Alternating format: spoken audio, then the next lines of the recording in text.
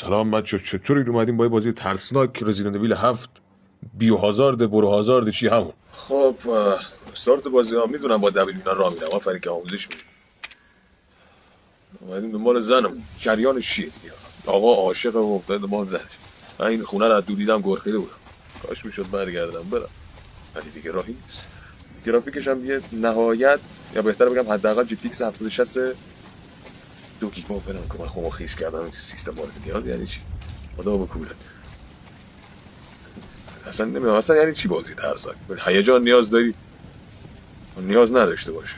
اصلا من چرا اینجا نمیدونم. چی دست میزنیم قفله. بازی ترسناک همینه خدا شاید. یعنی مثلا بخوای بشقابی برداری قفله، مثلا میگه باید بری دستکش بیاری که اینو باز کنه. خب کرم داری دست میزنی به این. آفرین، صرفه‌جویی در آب بچه. الان چند وقته که آب کموج آب داریم. عکاسش خیلی هنری عکس گرفته ماشا. ای تو رو بزنت. قرمه سبزیه؟ قرمه سبزی سوسکه. قرمه سوسکه. چهار چیزا رو میگردیم شاید زنشون اینجا قایم کنه. شنده شاوره. همش تاریکیه و همش ای زهر مار بگیری. ای درد های تو دهنت کشتم. برو بر این که ای احمق. ویت حسابی ویت چنه ویت بخوره تو ایتت. بمونه 2 تا دیگه بزنه تو کلمون خواهد برسه. بابا دکمه اینی ما خود دفاع کنیم. اینم بازی ترسناکه، همه دوست دارن.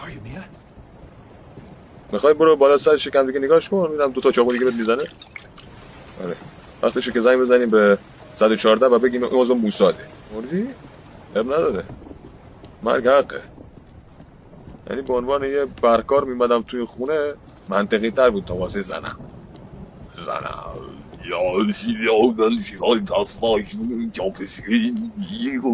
دستمون قد که الان برو به چسب دختره بهش بگو وای فور وای look at the terrorist. بابا ولم کن، بازی ترسناک یعنی چیه؟ اصلا ولش کن. خداحافظ.